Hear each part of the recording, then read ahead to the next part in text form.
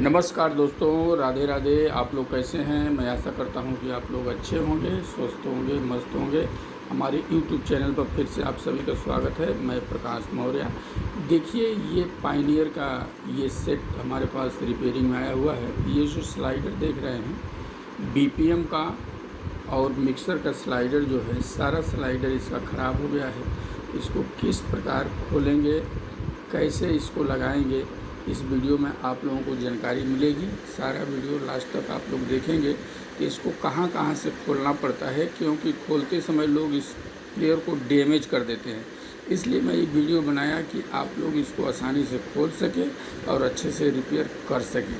मैं इसमें स्लाइडर, ये दोनों मिक्सर वाला और बीपीएम वाला बदली कराऊंगा, और क्रॉस फाइडर वाला वो आप लोग देख सकते हैं। बदली करते समय आप सभी को दिख जाएगा। अब मैं इसको खोलने जा रहा हूँ। इधर से आप लोग देख सकते हैं, इसमें बहुत सारा स्क्रू खोलना पड़ता है और संभाल के खोलना है। स्ट्रिप वगैरह जो हम निकालते हैं वो टूटे नहीं, सावधानी बरतना है, नहीं तो स्ट्रिप टूट जाता है तो मिलता भी नहीं है, और मिलता है तो बहुत महंगा मिलता है। फिर पायनियर के सर्विस सेंटर में मिलता है, मार्केट में ढूंढने पर नहीं मिलता है। इसलिए इसको खोलते समय सावधानी बरतना है।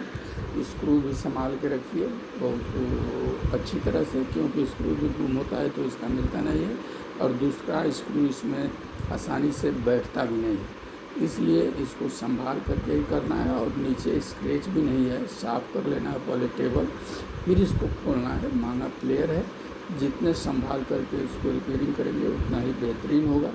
इसलिए मैं ये वीडियो आप लोगों के सामने पेश कर रहा हूँ, ताकि आप लोग इसको खोलते समय कुछ भी डैमेज ना करें और जानकारी मिल जाए किधर से खोलना है और कहाँ कहाँ स्क्रू रहता है, कहाँ कहाँ। और स्लाइडर का जो हम बीपीएम का स्लाइडर इसमें डालेंगे उसका भी निशान रहता है। उल्टा डालेंगे तो बढ़ाते समय इसमें धुआं निकल जाता है। इसलिए निकालते समय निशान लगा करके निकालना है और कायदे से उसको डालना है ताकि डैमेज ना हो। देखिए, हमने इसको खोल दिया। अभी कहाँ कहाँ से इसको खोल करके सब निकालना पड़ेगा, ये सब आप लोग वीडियो में देख सकते हैं। वीडियो थोड़ा लंबा है, इसलिए अब इसमें आवाज़ नहीं आएगा। आप लोग केवल देखिए और समझिए, फिर समझ में आ जाएगा आप सभी को।